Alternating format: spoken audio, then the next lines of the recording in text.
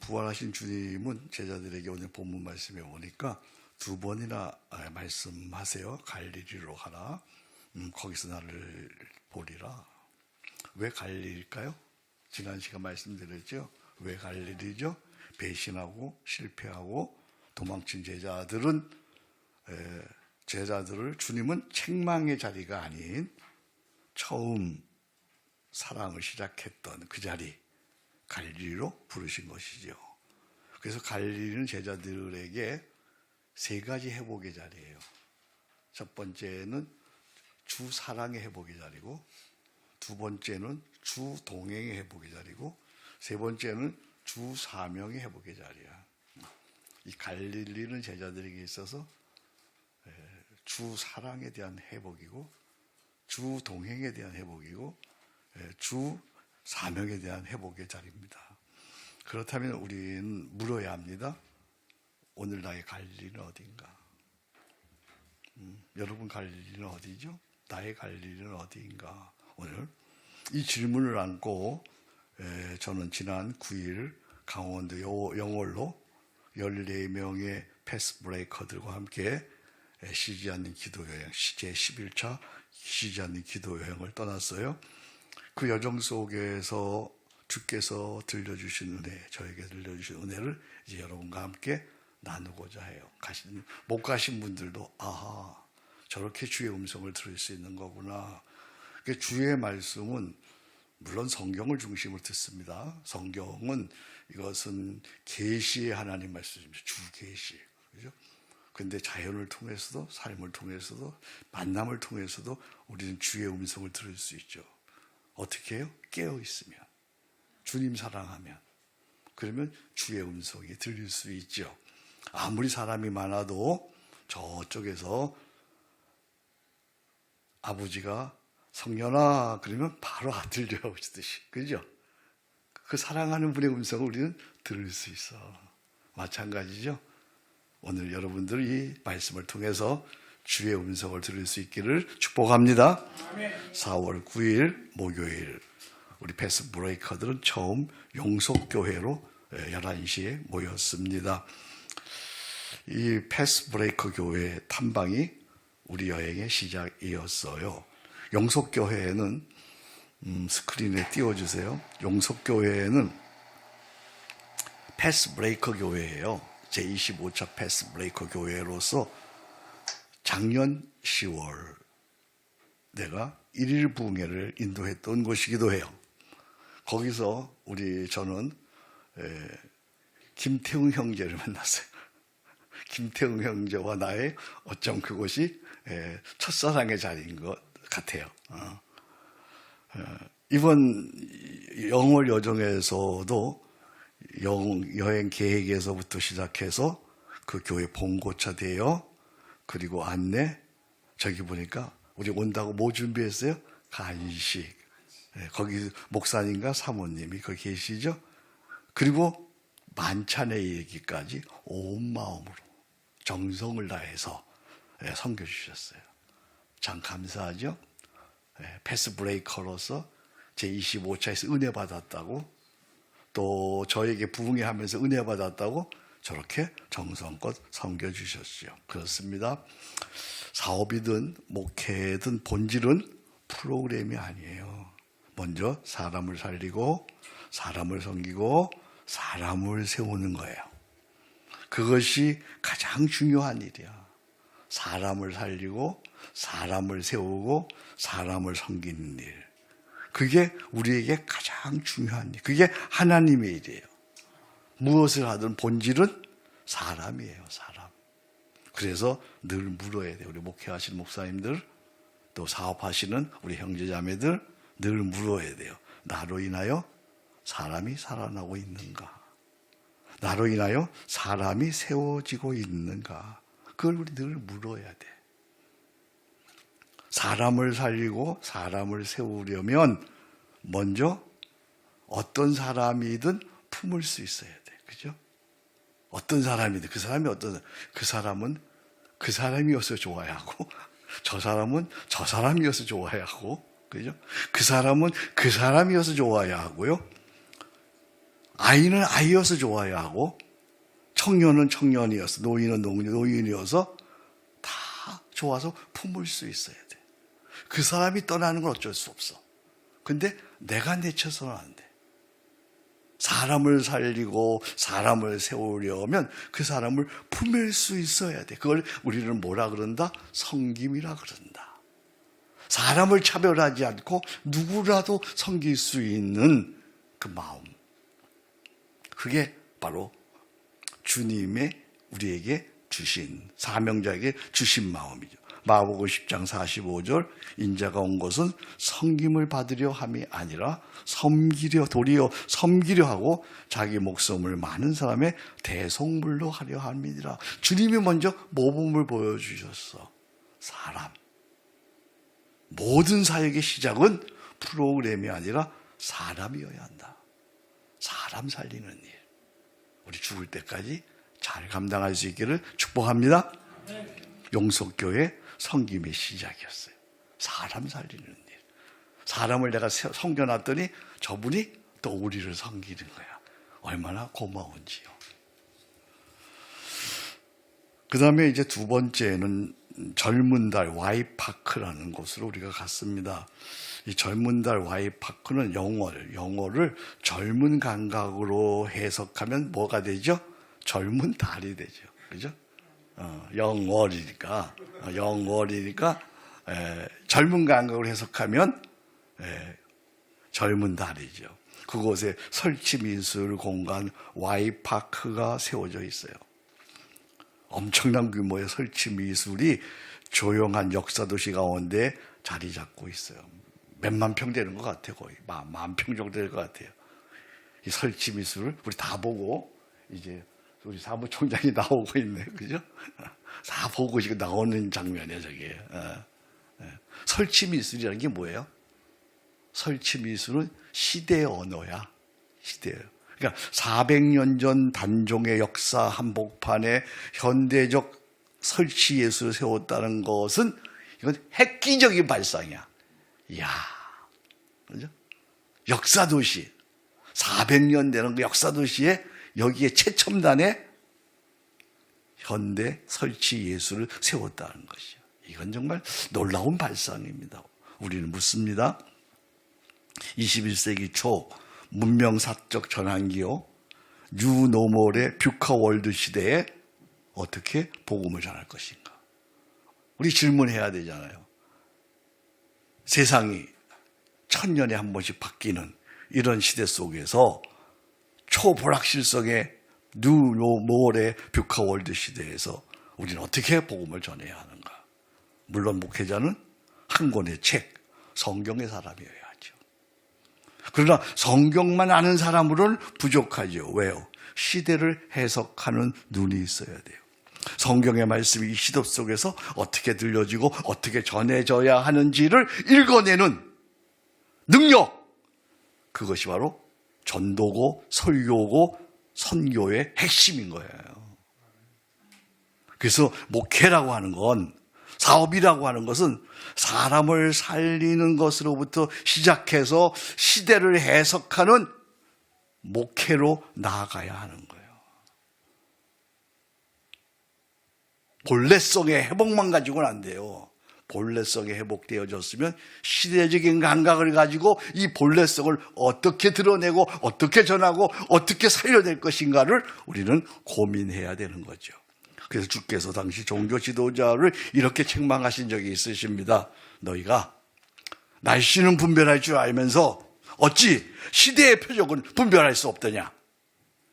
목회자는 성경과 사람뿐일 뿐만 아니라 시대를 해석하는 사람이어야 한다. 시대를 해석할 줄 아는 그런 지혜가 우리 여러분 모두에게 있기를 주의 이름으로 축복합니다. 정심은 기가 막힌 데서 먹었어요. 정심을 먹은 곳은 산속의 친구라는 이름부터가 범상치 않아요. 조미료와 설탕을 1% 섞지 않은, 그들의 말로 얘기하면 풀떼기 음식이라는 자부심이 분명한 식당이었습니다. 그 음식은 화려하지 않았습니다. 그러나 화려하지 않지만 맛이 정갈하고 순수했습니다. 먹을수록 몸이 편안하고 건강함이 느껴지는 그런 음식이었습니다. 순수함이 그 식당의 자랑이었습니다. 순수함이 그 식당의 힘이었습니다. 나는 내 신앙을 돌아보았습니다. 내 신앙은 이토록 순수한가? 내 신앙은 이토록 건강한가? 신앙은요, 첨가물이 많이 들어가면 들어갈수록 약해지고 순전할수록 깊어지는 거죠. 그죠? 신앙의 힘은 뭘 자꾸만 더하는 데 있지 않죠? 덜어내는 데 있어요. 뭘 덜어냅니까? 우리가 탐심을 덜어내고 자기의를 덜어내고 직위와 자랑을 덜어내고 비교의식을 덜어내고 경쟁을 덜어내고 시기와 질투를 덜어내야 되죠. 덜어내는 뿐만 아니라 완전히 나중에는 제어해야 되죠. 그걸 우리는 뭐라 그래요? 십자가에 날마다 죽는 거라 그러죠. 그때야 비로소 순전함으로 하나님께 나아갈 수가 있죠. 순전함은 약함이 아니라 순전함은 가장 강한 신앙의 상태이죠. 순전할수록 신앙이 깊어지고 순전할수록 우리의 구원을 자라나는 거죠. 오늘 신앙의 많은 질병들은 이 순전함을, 하나님께 대한 순전함을 이룬 데서 오는 것이죠. 그래서 성경은 말씀하십니다. 갓난아이들 같이 순전해라. 아멘. 갓난아이들 같이 순전하고 신령한 것을 사모하라. 이는 그로 말미암아 너희가 구원에 이르도록 자라게 하려 함이니라. 신앙은 더함이 아니고 비움이며 그 순전함이 신앙의 가장 큰 능력인 줄로 믿습니다. 내가 다 비워주고 주님이 내 안에 살 때 가장 강한 능력이 우리에게서 발휘되는 거죠. 그런 은혜가 있기를 바랍니다. 네 번째는 아주 기이한 데 갔습니다. 오묘한 데 갔습니다.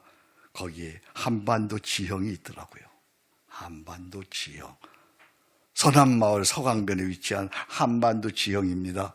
삼면이 바다인 한반도의 형상을 그대로 옮겨 놓은 듯한 그런 풍경입니다. 그러나 이날은 참 슬프게도 안타깝게도 비가 내리고 안개가 자욱해서 그 형체를 또렷하게 볼 수가 없었습니다. 잘 보이지 않았습니다. 그러나 우리는 알았습니다. 형체는 희미해도 우리 마음에 대한민국은 더 또렷하게 다가왔습니다. 그래서 우리는 그 자리에서 나라 사랑의 마음으로 함께 누가 보든 말든 애국가를 불렀습니다. 같이 애국가를 거기서 불렀습니다. 그리고 기도했습니다. K컬처로 온 세상에 알려진 대한민국이 그 흐름을 넘어 세상을 살리는 문화강국이 되게 하소서. 더 나아가 복음으로 세계를 살리는 나라가, 섬기는 나라가 되게 하소서. 비와 안개 속에서도 우리의 기도는 더욱 간절해졌고 하나님께 상달이 된다는 확신이 있었습니다. 그때 우리의 성경 암송의 달인 고경배 형제가 마치 기도하듯 소리내어 암송했습니다. 여호와를 자기 하나님으로 삼은 나라 곧 하나님의 기업으로 선택된 백성은 복이 있도다. 참 못 말려요. 우리 고경배도요. 아무 때나 가서 그냥 암송만 하는 거예요. 그 말씀이 비와 안개를 뚫고 우리 마음에 새겨졌습니다. 그렇습니다. 형체는 흐릿해도 하나님 안에서 우리 민족을 향한 비전은 더욱 또렷해졌습니다. 할렐루야. 이제 한반도 지형에서 나와서 다시 영월 시내로 들어왔습니다. 영월 시내에는 114년의 역사를 가진 영월교회가 있었습니다. 이 지역에서 두 번째로 오래된 교회입니다. 담임 목사님 이름이 전규택 목사인데 그가 이렇게 교회에 대해 소개했습니다. 내세울 것은 없다. 그러나 숱한 시련과 환난, 박해를 이겨내고 오늘까지 믿음으로 이어온 것, 그것 자체가 사한 믿음의 증거라고 생각합니다. 맞는 말입니다. 교회의 위대함은 규모에 있지 않습니다. 세대를 이어온 믿음에 있습니다. 그리고 그는 자신의 목회를 한마디로 이렇게 정의했습니다. 나는 오직 예수로 목회한다. 와, 나는 오직 예수로 목회한다. 오랜만에 들어보는 한 목사의 순전한 목회 고백이었습니다. 나는 다른 거 못해요. 오직 예수로 목회합니다. 오직 예수. 이 시대에 다른 것이 아닌 오직 예수로만 목회한다는 목사를 만난 것은 마치 보화를 찾은 기쁨이었습니다.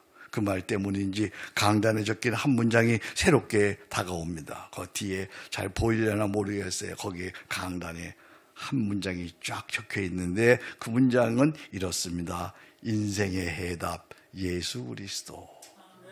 인생의 해답 예수 그리스도. 지금은 뷰카 월드 초불확실의 시대입니다. 전쟁과 기후위기, 전염병, AI까지 이에 대한 세상은 수많은 해답을 우리에게 제시하고 있습니다. 그럴수록 우리가 붙잡아야 하는 건 하나입니다. 예수 그리스도이십니다. 해답은 예수 그리스도입니다. 방법은 예수 그리스도입니다. 이 땅의 구원자는 오직 예수 그리스도입니다. 우리가 연락을 해서 연락이 잘 안 돼서 예기치 않게 우리가 그곳을 찾아갔습니다. 그럼에도 그 목사님은 우리를 기쁘게 맞이하고 비 오는 궂은 날씨에도 굳이 한옥 카페까지 찾아와서 커피로 섬기는 그 모습을 보면서 나는 또 하나를 깨닫습니다. 아하, 복음은 말이 아니다. 이웃을 향한 환대이다. 이웃은 복음은 말이 아니에요. 이웃을 향한 성령이 주시는 환대예요. 그때 나의 마음에 한 음성이 일어납니다. 교회는 크기로 증명되지 않는다. 이어진 믿음의 예배와 쇠하지 않는 이웃을 향한 환대이다. 복음과 환대, 이건 같이 가는 거야. 교회에 누가 찾아오든 내 안에 복음이 있으면 그를 환대할 수 있는 거죠. 말이 아니라 이웃을 향한 환대로 복음은 증명되는 줄로 믿습니다. 나는 이웃에 대해 어떻게 대하고 있는가? 네? 여러분의 집에 찾아오는 손님에 대해서, 알지 못하는 그 사람에 대해서, 나에게 도움을 요청하는 그 사람에 대해서 우리는 어떻게 대하고 있는가? 우리가 스스로 답해야 될 것입니다. 여섯 번째는 거기 카페를 나와가지고 이제 장릉이라고 하는, 장릉은 단종의 무덤이 있는 곳입니다. 조선 왕릉 가운데 수도권이 아닌 곳에 자리한 유일한 능입니다. 어린 왕 단종은 숙부 수양대군에게 왕위를 빼앗기고 노상군으로 강봉되어 영월 총영포에 유배가 됩니다. 그리고 결국 사역을 받고 17세의 어린 나이에 생을 마감합니다. 여러분, 이게 권력이에요. 권력은요, 조카라도 죽이지 않으면 내가 죽는 세계예요. 권력은요, 그 비정함과 탐욕의 구조 속에 있어요. 이 권력 무서운 거야. 작은 권력 하나라도 이게 무서운 거야. 이거 빼앗길까 봐. 아니, 이 권력 갖고 있으면 저 사람이 나를 죽여요. 그래야 그 권력이 그에게 가는 거예요. 오늘도 다르지 않습니다. 형태만 바뀌었을 뿐 세상은 여전히 피 튀기는 생존 경쟁의 질서 속에 있습니다. 그러나 복음은 다릅니다. 기독교는 정반대의 길을 갑니다. 주님은 말씀하십니다. 요한복음 12장 24절입니다. 하늘의 밀이 땅에 떨어져 썩지 아니하면 하늘에 그대로 있고 썩으면 많은 열매를 맺느니라. 세상은 살기 위해 상대를 죽이지만 복음은 다른 사람을 살리기 위해 내가 죽는 거예요. 내가 죽을 때 나도 삽니다. 내가 죽을 때 교회도 삽니다. 내가 죽을 때 세상도 삽니다. 이것이 십자가의 길입니다. 그래서 주님은 제자들을 이렇게 말씀하십니다. 마가복음 8장 34절, 누구든지 나를 따라오려거든 자기를 부인하고 자기 십자가를 지고 나를 쫓을 것입니다. 제자들은 한마디로 자기 죽음의 길입니다. 이 같은 십자가와 부활 사건을 내 사건으로 믿고 여기는 것이죠. 나는 날마다 십자가에 죽고 내 안에 사시는 그리스도와 함께 사는 것입니다. 날마다 때마다 시마다 나를 죽음으로 이끄는 기도가 있으니 그 기도가 뭐예요? 끼리에 엘레이손, 주여 나를 불쌍히 여기. 그 기도가 되어야 나를 죽일 수 있어. 이 기도가 안 되면 나를 죽일 수 있는 방법이 없어요. 그렇습니다. 권력은 상대를 죽여서 내가 높아지고 사는 길이지만 복음은 내가 먼저 죽어 나도 살고 이웃도 살고 세상을 살리는 길인 줄로 믿습니다. 내가 죽어야죠. 날마다 죽어야죠. 여러분, 남이 잘 되는 거 보면 어떤 마음이 들어요? 아직도 식이 나와요? 멀었어요, 여러분. 내가 안 죽어요. 네? 나보다 어떤 사람이 더 나은 사람이 있어요. 어떤 마음이 드세요? 기분 나빠요? 멀었어, 그러면. 사업도 안 될 거고 목회도 안 돼요. 사업을 할 때 여러분 어떤 마음이 들어요? 나를 통해서 저 사람 어떻게 내가 도와줄까? 그죠? 한 사람이 교회에 오면 내가 저 사람을 어떻게 도와줄까? 어떻게 주님으로 저를 행복하게 이고 살려낼까? 날마다 내가 죽어야 나도 살고 교회도 살고 세상도 사는 길인 줄로 믿습니다. 이제 그 능에서 나와서 저녁이 되었기에 또 우리 밥 먹어야 되죠. 만찬이죠. 예, 만찬 밀촌에 샤브샤브 빗속을 뚫고 찾아가서 밀촌에 있는 샤브샤브 집에 들어갔습니다. 이 저녁 만찬은 용석교회 박성배 목사 네 분이 섬겨주신 만찬입니다. 용석교회 이 박성배 목사님 그 이름이 범상치 않아. 성배, 거룩한 잔이야. 거룩한 잔. 응? 이분이 섬겨주신 만찬입니다. 시골의 작은 교회 목사 네 분이 마음을 다해서 차례 식탁 앞에 앉습니다. 가분합니다. 그죠? 감사합니다. 절로 축복이 흘러나옵니다. 그래서 축복해 드렸습니다. 복되도다, 복되도다, 복되도다. 모든 식탁마다 계신 그리스도, 내 옆에도 계시고 내 뒤에도 계시고 내 사방에 계시도다. 이 식탁의 나눔 속에 그리스도가 함께 계시도다. 아멘.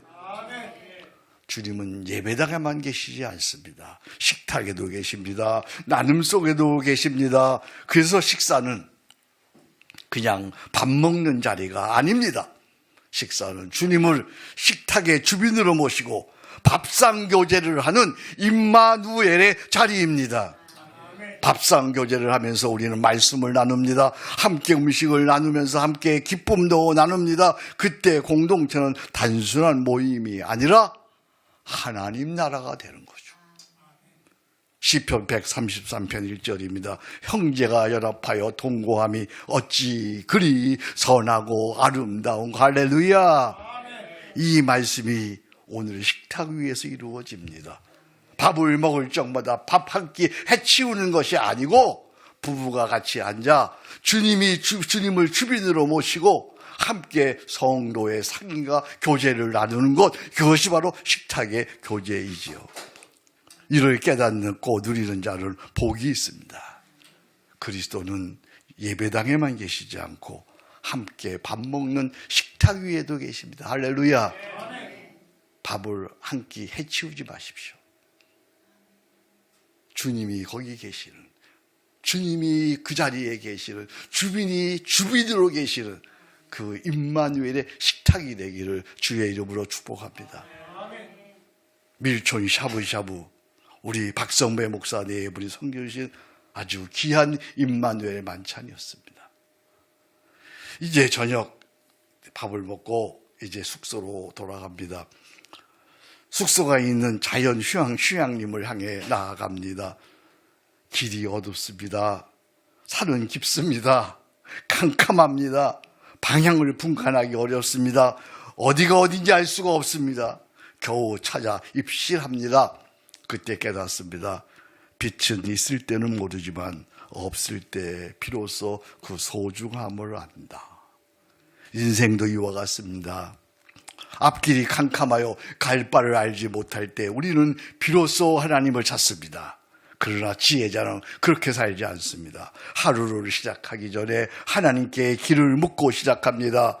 그 하나님의 인도하심을 따라 하루하루를 살아갑니다. 마감하면서 길을 인도하신 하나님께 감사 기도를 드립니다. 그날 우리도 하루를 마감하기 전에 다 같이 함께 모여서 하루를 돌아보며 주의 말씀과 주의 인도에 감사하며 나누었습니다. 너는 범사에 하나님을 인정하라. 그리하면 내 길을 지도하리라. 길은 우리가 찾는 것이 아니라 하나님이 우리를 인도하시는 거예요. 길 찾으려고 하지 마세요. 네? 길을 찾는다가 찾아지지 않아. 길은 빛 대신 하나님이 나를 인도하시는 거예요. 그리고 우리는 다시 배웁니다. 기도는 하나님께 말만 하는 것이 아니다. 하나님께 묻고 듣는 것이다. 침묵 속에서, 말씀 속에서, 하루의 사건 속에서 하나님은 이미 우리에게 말씀하고 계십니다. 그래서 우리는 깨닫습니다. 어둠 속에서 길을 찾는 것이 아니라 하나님을 인정할 때 길이 열리는 줄로 믿습니다. 그 인도하심과 안전 속에서 그날 우리는 감사한 마음으로 주기도로 하루의 문을 닫았습니다. 사도신경으로 하루의 문을 활짝 열고 주기도로 하루의 문을 닫았습니다. 하늘에 계신 우리 아버지여, 나라와 권세와 영광이 영원히 아버지께 있사옵나이다. 아멘. 아침에 나와보니 온 세상이 밝았습니다. 그래서 거기서 우리는 사진 한 컷을 찍었습니다. 바로 저기서 잤습니다. 4월 10일 금요일 다음날 아침입니다. 사도신경과 로중 묵상으로 하루의 문을 열었습니다. 조반은 된장과 시래기로 맛을 낸 다슬기 해장국이었습니다. 화려하지 않았습니다. 그런데 그 해장국이요, 세 가지가 묘하게 조합이 됐어요. 된장, 시래기, 다슬기. 정말 깊었어요. 이렇게 조화를 이루면 깊어질 수 있구나 알게 됐어요. 오전에는 단종의 유배지인 청룡포를 거닐었습니다. 그리고 이어서 고씨동굴을 탐방했습니다. 오차는 좀 늦게 보리밥과 옹심이 한 그릇을 먹었습니다. 그리고 쫑파티는 카페 느리게에서 각자의 고백을 나누는 시간과 쉼이 있었습니다. 충전이 있었습니다. 깨달음이 있었습니다. 쉬지 않는 기도를 배웠습니다. 다시 나아갈 도전과 새 힘을 얻었습니다. 다 같이 이렇게 고백하더라고요. 1박 2일의 짧은 시간이었지만 가볍지 않은 진중한 하나님의 뜻을 배우는 그런 시간이었습니다. 우리는 다시 확인했습니다. 신앙은 서두르는 것이 아니다. 천천히 꾸준히 즐기면서 주님과 함께 가는 길이다. 아멘. 한번 따라 합시다. 천천히 꾸준히 즐기면서 주님과 함께. 아멘. 서둘지 마세요. 서둔다고 될 일이 아니야. 신앙은 천천히 평생을 가는 길이야. 천천히 꾸준하게 주님과 함께 즐기면서 목회를 하든 사업을 하든 할 수 있게 주님과 함께 하는 길이 되기를 주의 이름으로 축복합니다. 아멘. 참으로 놀라운 사실이 있어요. 1박 2일 우리 다 마쳤죠. 제가 다음 날을 그냥 생략해서 이렇게 마쳤습니다. 근데 여기 초대교회와 같은 유무상통의 은혜가 이루어졌어요. 마치 오병이어의 기적처럼 잘 먹고 잘 쉬고 잘 나누고 잘 여행했는데도 재정이 5바구니나 남았어. 5바구니가 얼마인지 알아요? 5바구니 남았어. 5바구니. 자기 있는 거 다 내놓는 거예요. 이 사람이 내놓고 저 사람이 내놓고 안 간 사람도 내놓고 안 간 사람도 내놔. 내놓고 나니까 그래서 잘 먹고 잘 쉬고 잘 나누고 잘 여행했는데도 이게 남았어. 5바구니가 남았어요. 하나님의 공급이죠. 그죠? 공동체의 은혜이죠. 그래서 우리는 고백합니다. 우리 고경배가 잘 고백하는 빌립보서 4장 19절 한번 외워봐요. 나의 하나님이 그리스도 예수 안에서 영광 가운데 그 풍성한 대로 너희 모든 쓸 것을 채우시리라. 할렐루야. 박수 한번 합시다. 응? 찌르면 나와. 찌르면요. 저기 가서도 이렇게 외우는데 그냥 힘들어서 들어주느라고 그냥 여기서도 하고 저기서도 하고. 그래서 어떻게 이렇게 내가 목사가 싫다 그럴 수는 없고 그냥 내가 힘들이 다른 사람 얼마나 힘들겠어. 그죠? 근데 내가 생각했어. 미쳐야 미치고 안 미치면 못 미친다. 저렇게 미쳐야 뭐가 된다. 저렇게 미쳐야 뭐가 된다. 설교도 그래. 내가 이렇게 미쳐야 이게 이런 게 나오잖아요. 그렇죠?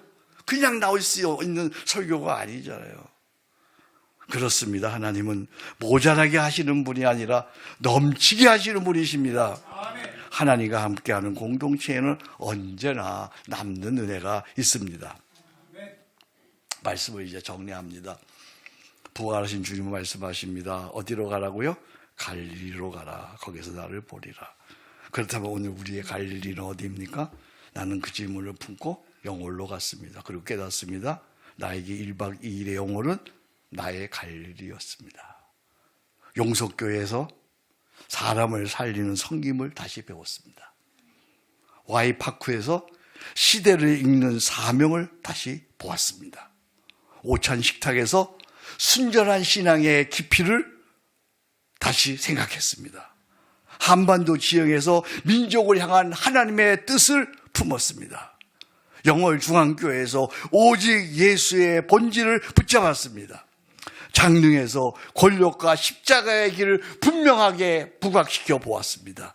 만찬에서 임마누엘의 식탁을 경험했습니다. 어두운 길과 휴양길에서 하나님의 인도하심을 다시 배웠습니다.